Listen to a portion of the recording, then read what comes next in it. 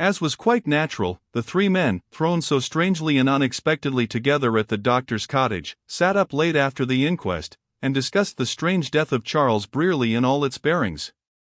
As a result of this, they slept somewhat late, except the detective, who let himself out of the house at sunrise, and lighting a cigar, set off for a short walk, up one certain street, and down another. He walked slowly, and looked indolently absorbed in his cigar. But it was a very observant eye that noted, from under the peak of his English cap, the streets, the houses, and the very few stray people whom he passed. It was not the people, though, in whom he was chiefly interested. Ferrars was intently studying the topography of the town, at least of that portion of it which he was then traversing with such seeming aimlessness. From the doctor's cottage he had sauntered north for several blocks, crossed over, until he reached the upper or terrace street, and followed it until he had reached the southern edge of the village and was in sight of the schoolhouse not far beyond. Turning here, he crossed a street or two, and was nearing the house where the dead school teacher had lived, when he saw the front door of the house open, and a woman come out and hasten away in the direction in which he was moving. She hurried on like one intent upon some absorbing errand, and, knowing the house as the late home of Charles Brierly, and the woman as its mistress, Ferrars quickened his steps that he might keep her in sight, and when she turned the corner leading directly to the doctor's cottage he further increased his speed, feeling instinctively that her errand, whatever its nature, would take her there. He was not far behind her now, and he saw the doctor standing alone upon the side porch, saw the woman enter at the side gate, and the meeting of the two. Mrs. Fry, with her back towards him, was making excited gestures, and the face of the doctor, visible above her head, changed from a look of mild wonder to such sudden anxiety and amazement that the detective halted at the gate, hesitating, and was seen at that instant by the doctor, who beckoned him on with a look of relief. "Look here, Ferrars," he began, and then turned to assure himself that Brierly had not arisen, and was not observing them from the office window. "Come this way a few steps," moving away from the porch and halting where the shadow of the wing hid them from view from within the main dwelling. "And now, Mrs. Fry, please tell Mr. Grant what you had begun to tell me. I want his opinion on it. He's not a bad lawyer. A good detective's be the right thing, I think," declared the woman. "It's about Mr. Brierly's room, sir. He had a small bedroom, and another opening out from it, where he used to read and study. You know how they were, doctor?" The doctor nodded silently. "Well, last night, you remember, when you brought this gentleman and his brother to my place to look at the rooms. You or he decided not to go up then, but told me to close the rooms, and he would come tomorrow, today, that would be." Yes, said the doctor, impatiently, "we remember all that, Mrs. Fry." "Well, I'd had the rooms locked ever since I heard that he was dead." Mrs. Fry was growing somewhat hazy as to her pronouns.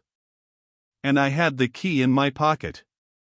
Then, well, after a while I lit the lamp in the sittin' room so's it wouldn't seem so gloomy in the house, and went out and sat on my side stoop, and after a little my neighbor on that side, Mrs. Robson, came across the lawn, there ain't no fence between, you know, and we talked for some time, and my little girl fell asleep with her head in my lap."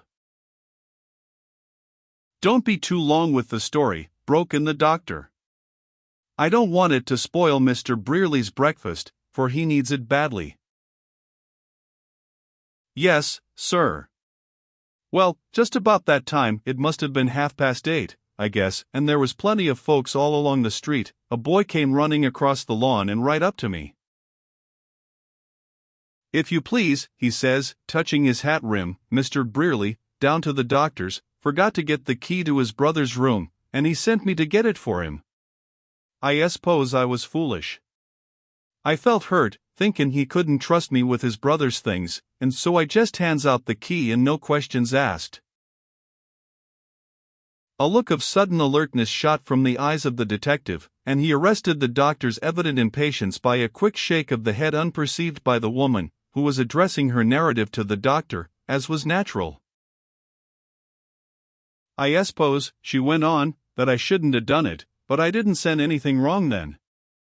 Mrs. Robson went home in a few minutes, and then I roused my little girl up and took her in and put her to bed.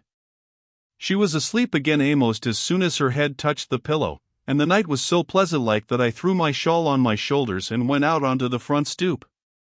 I felt sort o' lonesome in the house all alone.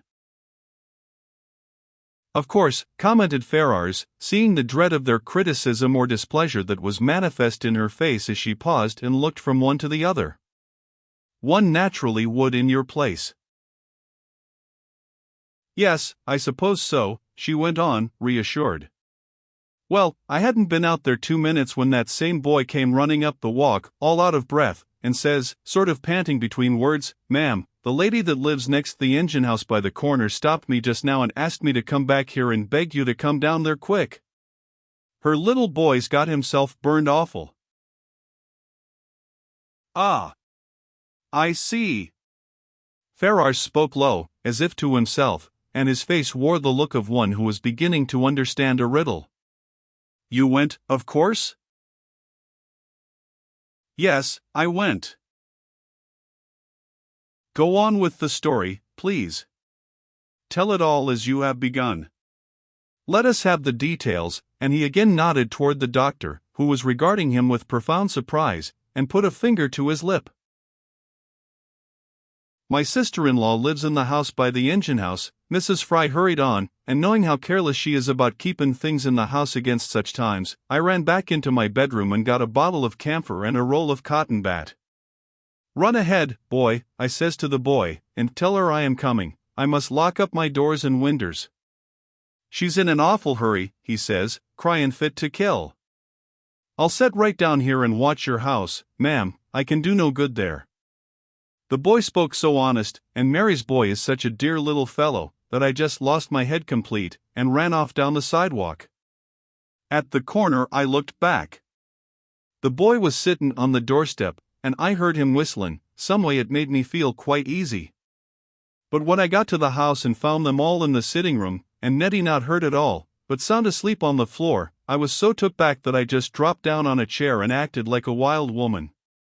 Instead of rushin' back that very minute, I sat there and told how I had been tricked, and scolded about that boy, and vowed I'd have him well punished, and so on, until Mary reminded me that I'd better get back home and see if the house was all right, or if 'twas only a boy's trick. It looked like one, surely, was the detective's easy comment. That's what Mr. Jones said.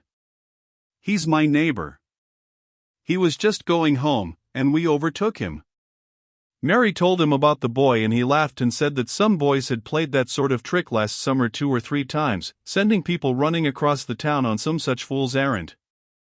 He thought maybe 'twas some boy that I had offended some way, and then I thought about how crisp I was about givin' the boy Mr. Brearley's key, and it made me feel sort of easier. But Mr. Jones went in with us when we got to my house.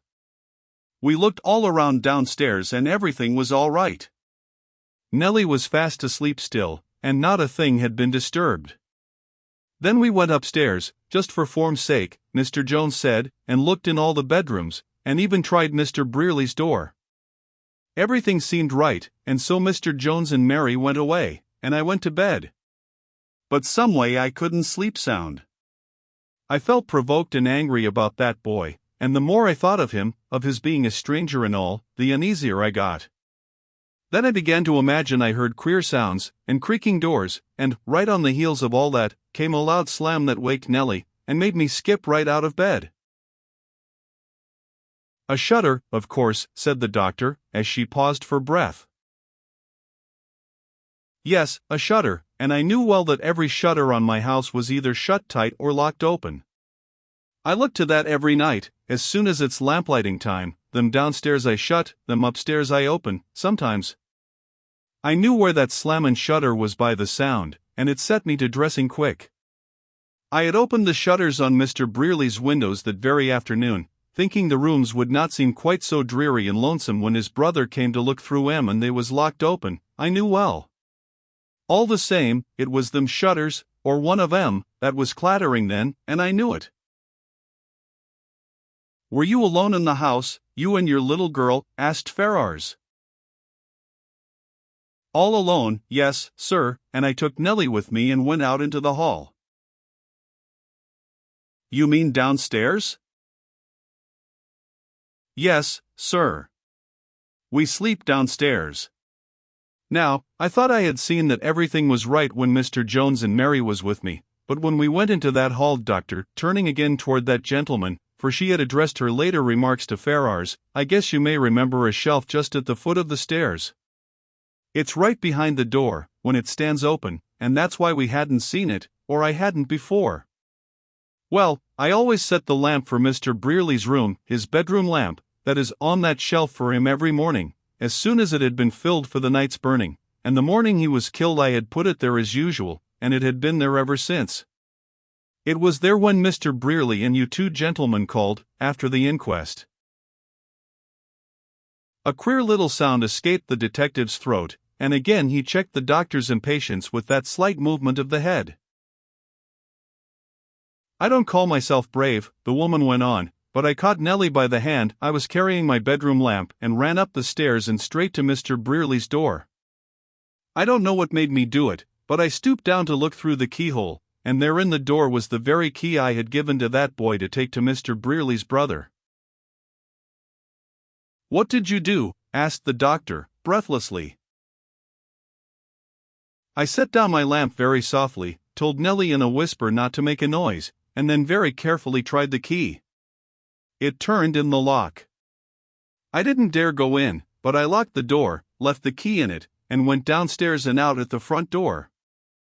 I went around the house and stood under the window of that room. The side window shutter that I had fastened back was swinging loose. I went back to the sitting room, locking the front door and the doors from the hall into the front room and sitting room, taking out the key of the front door, and leaving the other keys in the locks, on my side. Then I lit the big lamp, pulled down the curtains, fixed the side door so I could open it quick, and set the big dinner bell close by it. I made Nellie lie down on the lounge with her clothes on, and there I sat till morning. Before daylight I went into the kitchen and moved about very softly to get myself a cup of coffee, and a bite of breakfast for Nellie. I had been careful not to let her see how I was scared, and she went sound asleep right away. As soon as I thought you would be up I awoke my little girl, and left her sitting upon the side stoop, while I came near to you. Mr. Brearley's brother ought to be first to enter that room, and if there was anyone there last night, they're there yet.